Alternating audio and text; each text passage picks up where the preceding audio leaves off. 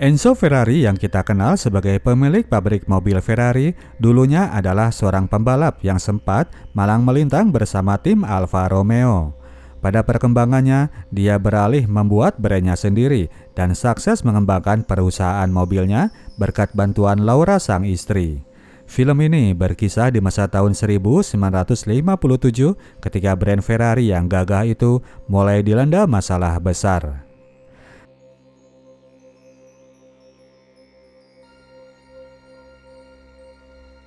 Sepagi itu, Abah Enzo bangkit dari ranjangnya. Diam-diam dia meninggalkan seorang wanita teman tidurnya, berusaha juga untuk tidak membangunkan seorang bocah.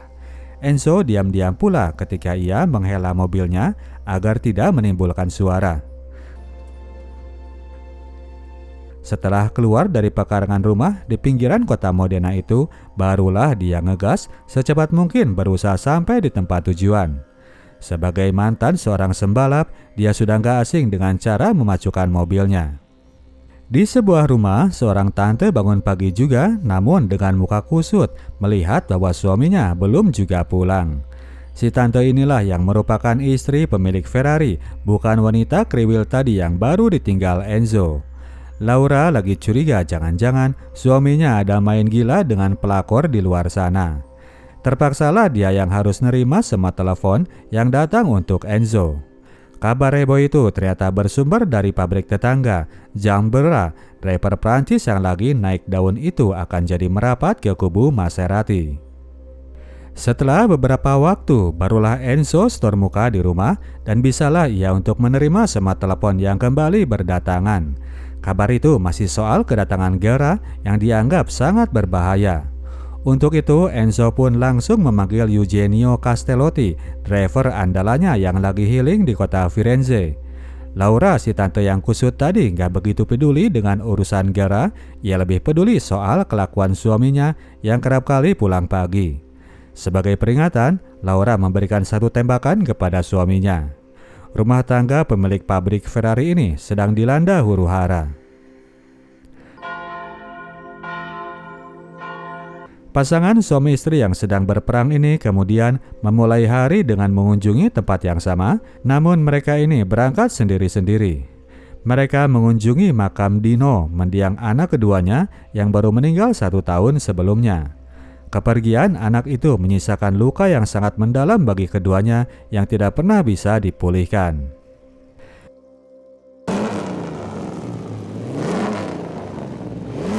Saat itu, Jambera sendiri sedang bersiap untuk melakukan test drive di sirkuit Modena Autodrome dengan mobil Maserati-nya. Driver yang sebelumnya bernaung di tim Gordini ini begitu luwes mengendarai mobil tunggangannya. Sirkuit yang sering dipakai uji coba lapangan tim pabrikan dari kota Modena itu ia lahap dengan mudah. Pada sesi tersebut, Gera bahkan berhasil menciptakan rekor sirkuit untuk 1 putaran.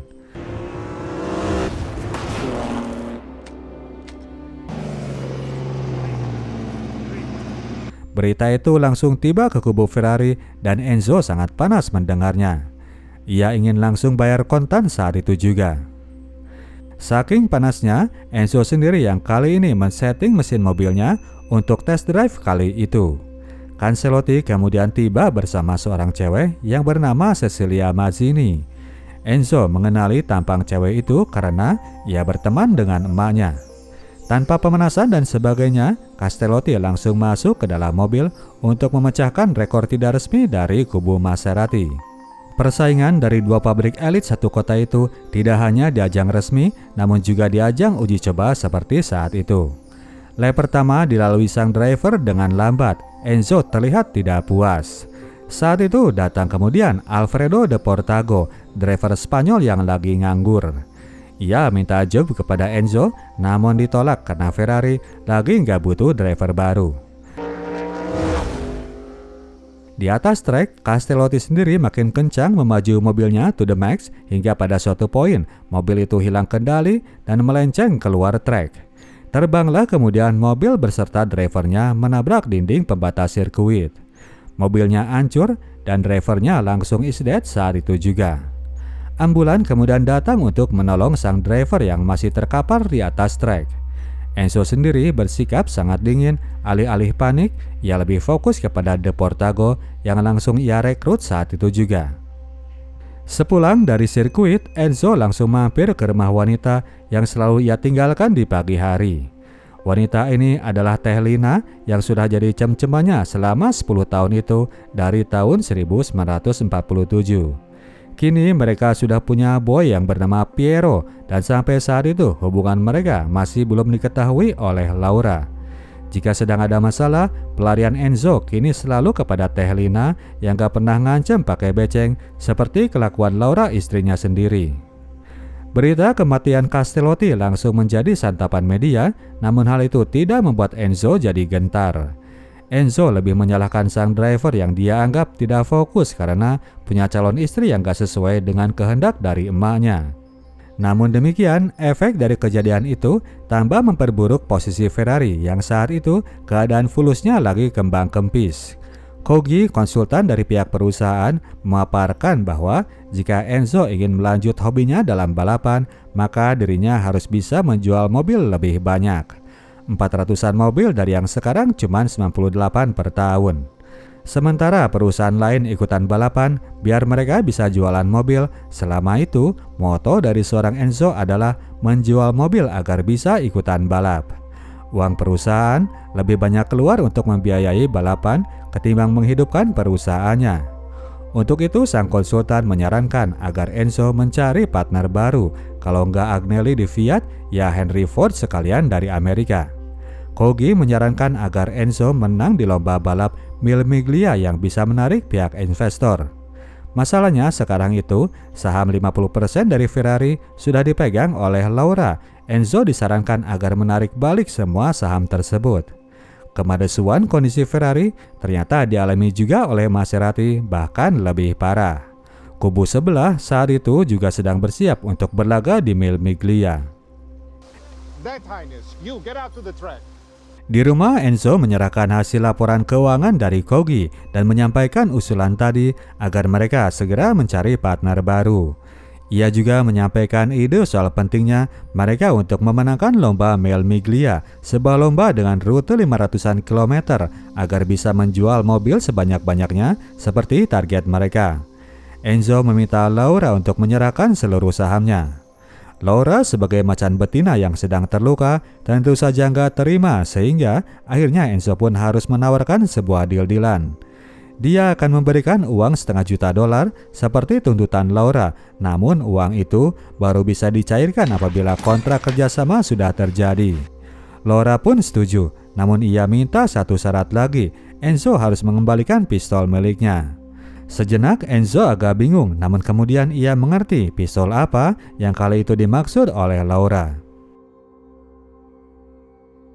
Setelah puas main pistol-pistolan, Enzo kemudian minta dicairkan uang $25.000 untuk menyantuni seorang Cecilia Manzini. Laura jadi curiga, jangan-jangan suaminya pernah juga nyicipi Cecilia hingga bisa sebaik itu. Sebentar mesra-mesraan, pasangan awet rajit ini langsung balik ke setelan pabrik. Esoknya, Enzo melakukan test drive terhadap kemampuan Deportago dalam menunggangi mobil Ferrari.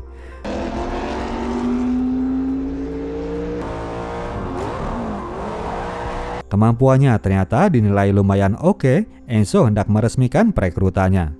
Namun demikian, ia meminta agar Alfredo menyuruh ceweknya jauh-jauh dari mobil Ferrari jika sedang melakukan lomba. Dia nggak mau mobilnya kalah kinclong sama pacar Alfredo yang seorang bintang Hollywood itu. Enzo pun mulai serius untuk menatap lomba Mille Miglia. Dia berusaha untuk mendesain ulang mesin mobilnya agar hentakannya bisa kencang namun tetap bisa stabil pada jalurnya. Di rumah Teh Lina inilah dia bisa mendapatkan ketenangan untuk melakukan pekerjaan yang menuntut konsentrasi. Meskipun terkadang ia pun harus pusing apabila Teh Lina sudah menyinggung status anak. Piero mulai sering bertanya-tanya nama aslinya. Dia ini Piero Ferrari atau Piero Lardi. Sampai saat itu, Enzo belum meresmikan status anak tersebut. Laura akhirnya mengikuti request suami untuk mencairkan uang santunan bagi Cecilia. Saat itu, sang bankir sempat salah ucap. Ia menyebutkan lokasi sebuah rumah yang sampai saat itu belum diketahui oleh Laura. Si tante ini tetap bersikap biasa. Setelah menerima uangnya, ia pun keluar dari dalam bank. Di luar, ia langsung menyuruh pas supir untuk merapat ke lokasi yang tadi kelepasan disebut oleh orang bank. Dalam persiapan menjelang Mille Miglia, Enzo mulai mempersiapkan semua drivernya. Mereka semua, terutama driver baru, disuruh untuk mencoba ngetes drive mesin Ferrari. Piero Taruffi mengeluhkan bahwa mobilnya tidak dilengkapi dengan asbak. Namun demikian, driver gaek cabutan dari Maserati ini bersedia juga untuk tampil bersama kubu Ferrari. Driver lain pun kali ini merasa nyaman tanpa kendala. Sekalian hari itu dilakukan juga konferensi pers dan terlebih dahulu Enzo mengusir semua wartawan yang kemarin hari sudah membantainya dalam artikel soal kematian Castellotti. Enzo pun memperkenalkan semua drivernya dimulai dari Alfredo De Portago, Piero Taruffi, Peter Collins, Von Trips, dan Gendebayen. Benar saja ketika Linda Christian datang, para wartawan pun jadi lupa dengan mobil-mobil Ferrari. Sekalian Enzo mencomotnya untuk foto bareng di depan mobilnya. Setelah itu Enzo memanggil seorang wartawan dan memesan dituliskan sebuah rumor bahwa pihak Ferrari sudah bincang-bincang dengan Henry Ford mengenai prospek masa depan kerjasama. Wartawan ini minta imbalan dikasih akses untuk membedah kehidupan pribadi Enzo. Bos Ferrari ini membolehkan asalkan beritanya baru dimuat nanti setelah dia memberikan izin. Laura sendiri sudah tiba di pinggiran kota Modena dan sampai di satu-satunya rumah yang ada di wilayah tersebut. Agak ragu, namun akhirnya ia menyuruh driver untuk masuk ke halaman rumah yang luas itu. Di sana ia tidak menemukan siapa-siapa, cuman menemukan sebuah prototipe mobil Ferrari yang terletak di halaman. Laura jadi yakin bahwa di rumah inilah suaminya sering mangkal. Dari surat yang datang di kotak surat, dia mengetahui nama wanita tersebut.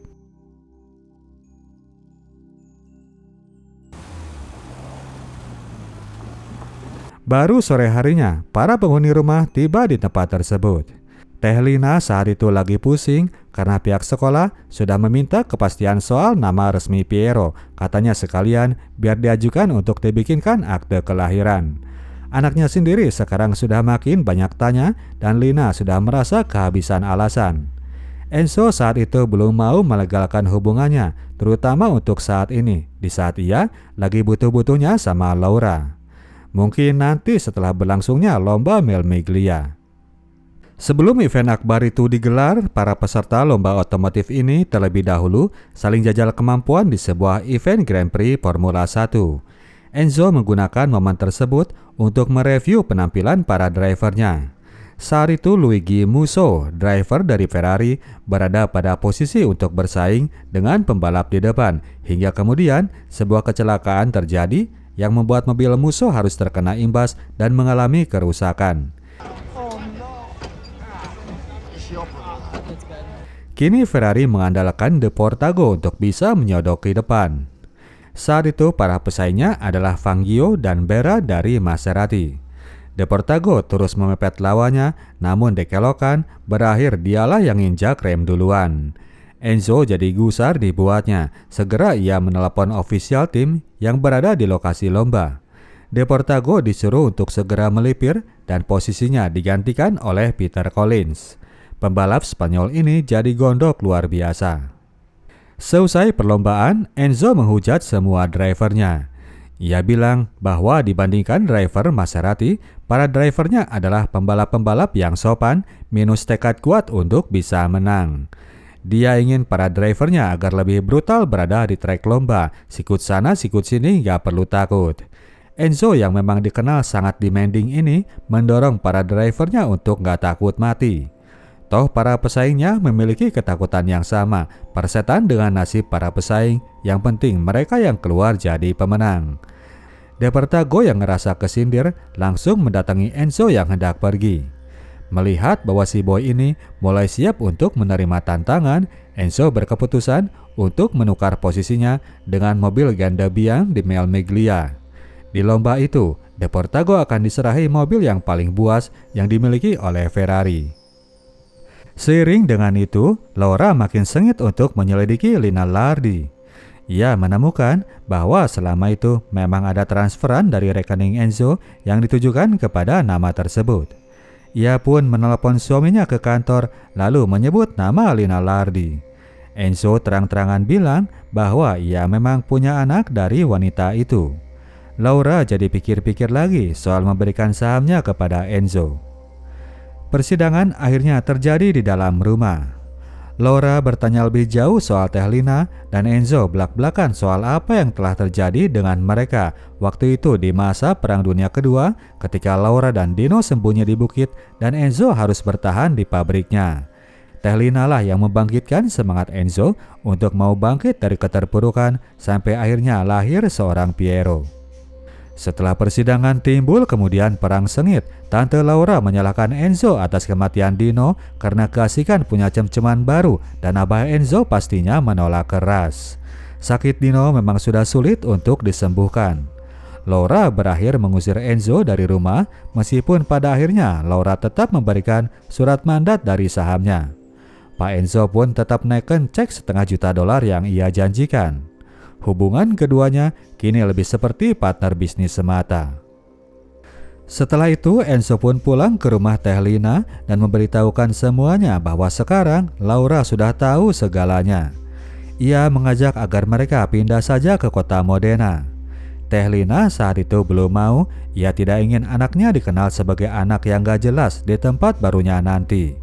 Urusan keluarga yang pelik ini masih terus jadi masalah bagi mereka.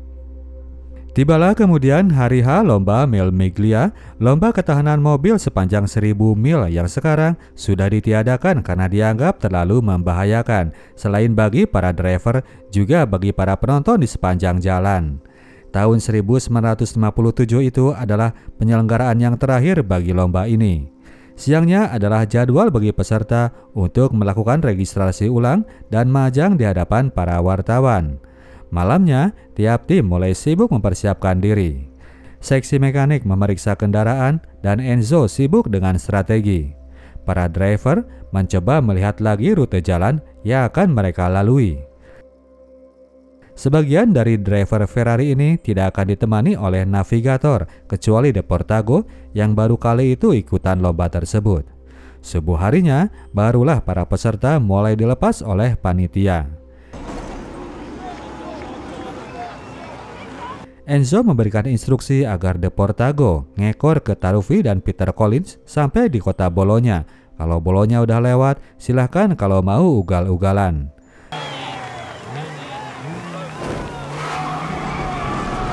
Kepada Peter Collins yang pernah ikutan, Enzo cuma ngasih semangat saja.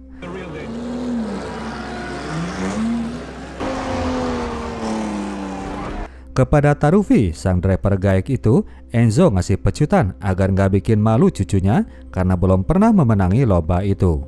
Di pihak Maserati, Stirling Moss andalannya disuruh untuk mimpin dari awal sampai akhir lomba. Zambera disuruh agar ngekor ke Ferrari, tunggu mobil-mobilnya rontok baru gaspol susul mereka.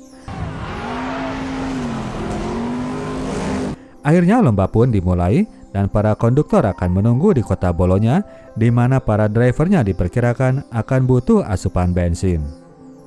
Para driver memacu mobilnya dalam kondisi suasana yang gelap itu. Sebagian jalanan yang basah baru diterpa hujan tidak membuat para driver mengendurkan laju mobilnya.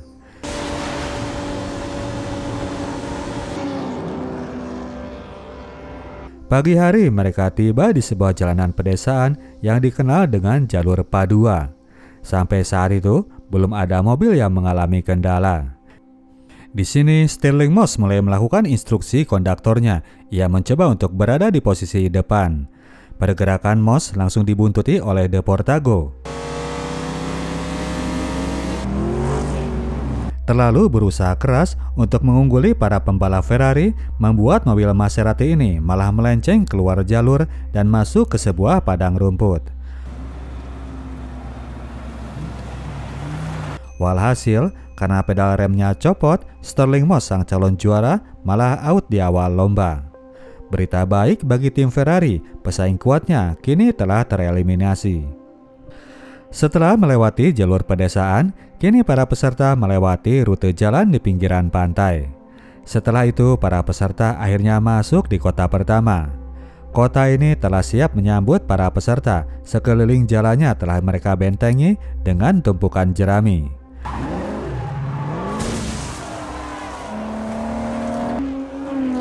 Keluar dari kota, mereka kembali masuk jalan pedesaan. Saat lomba sedang berlangsung, Enzo mendapatkan telepon dari Gianni Agnelli, bosnya perusahaan Fiat. Agnelli telah membaca berita dan menyayangkan manuver bodong Enzo yang mana ditulis hendak bekerja sama dengan Henry Ford. Sebagai brand ikonik milik Italia, Agnelli membujuk agar Enzo lebih memilih gabung dengan Fiat.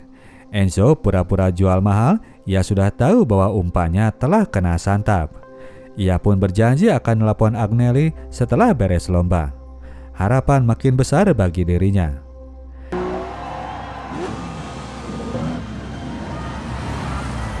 Tiba di kota Bologna, para pembalap langsung melipir ke pipir.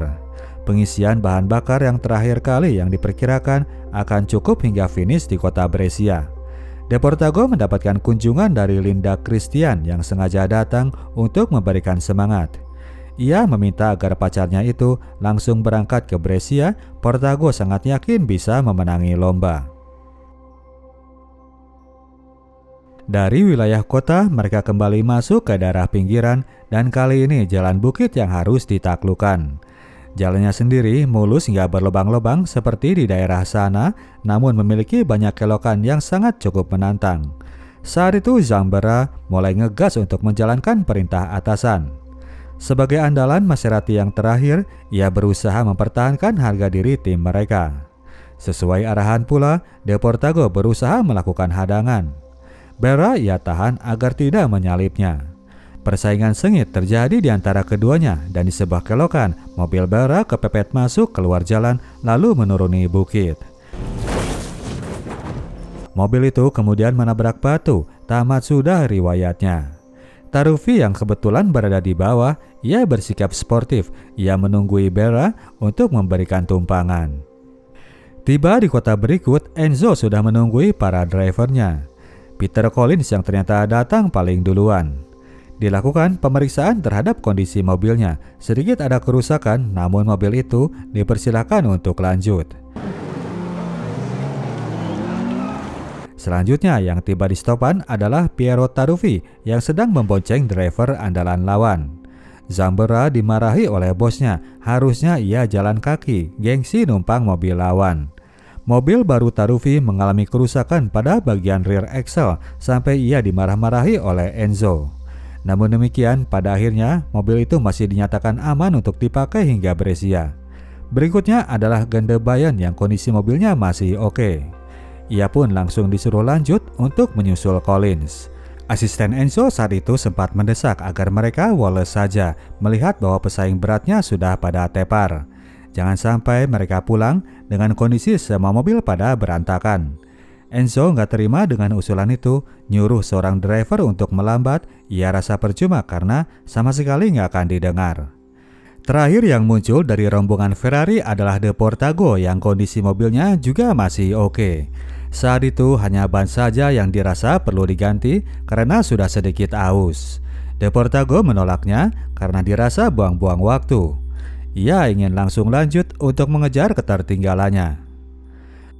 Berada pada posisi sebagai driver Ferrari yang paling bocot, Deportago sangat berambisi untuk menyusul rekan lainnya. Harga dirinya sedang dalam pertaruhan di mata pacar maupun di mata Enzo. Mobilnya itu ia tarik kencang tidak mempedulikan ban mobil yang sudah mulai aus. Di depan sendiri mobilnya Peter Collins lagi coba disusul oleh mobilnya Taruffi.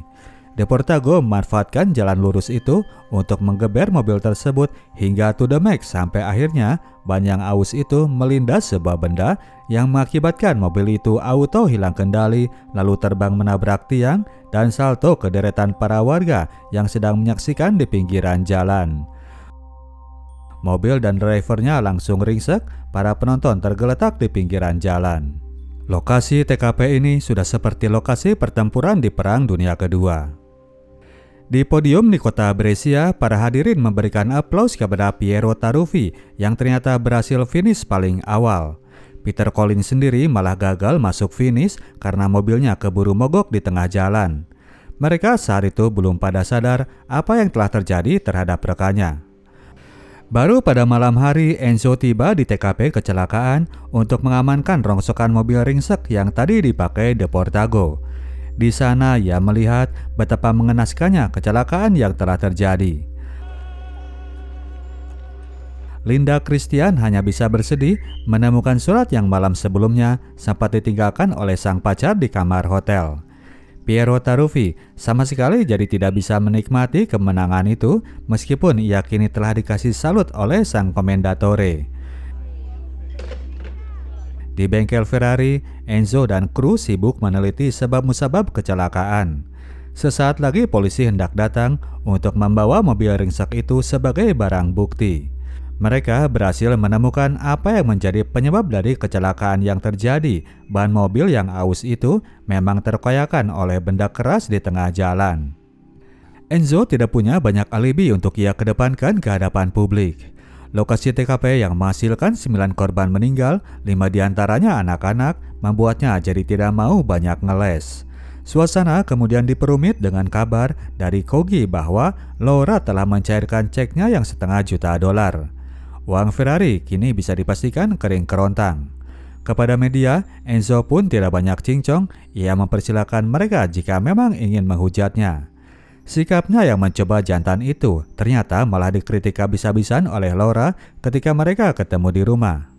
Laura lebih prefer agar Enzo membantai semuanya yang mencoba menjatuhkannya. Kirimi saja mereka semua amplop yang berwarna coklat.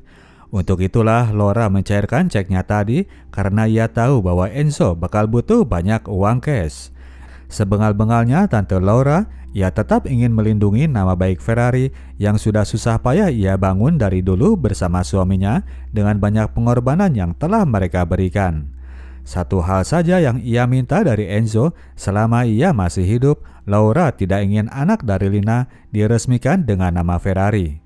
Untuk hal itu, ia tidak akan pernah ridho sampai kapanpun. Dalam kondisi yang genting itu, Enzo memang belum sempat lagi menemui Teh Lina. Sang wanita yang kemudian inisiatif mengirim anaknya untuk menemui Enzo di pemakaman Dino, tempat yang rutin dikunjungi tiap pagi. Tentu saja Enzo menyambut hangat kedatangan Piero, darah dagingnya yang masih ia miliki, yang ia canangkan untuk menjadi penerus legasi kebesaran nama Ferrari. Kelanjutannya, Ferrari memang berhasil lolos dari jeratan hukum akibat terjadinya kecelakaan yang terjadi di lomba Mille Miglia kemarin. Laura meninggal di tahun 1978 dan saat itulah Piero diresmikan menyandang nama Ferrari. Pasangan Enzo dan Teh Lina tetap awet hingga di hari meninggalnya sang maestro di tahun 1988. Oke, demikianlah ceritanya Bro dan Sis. Kita tim Sinotok cabut dulu. Sampai jumpa di video kita selanjutnya. Ciao.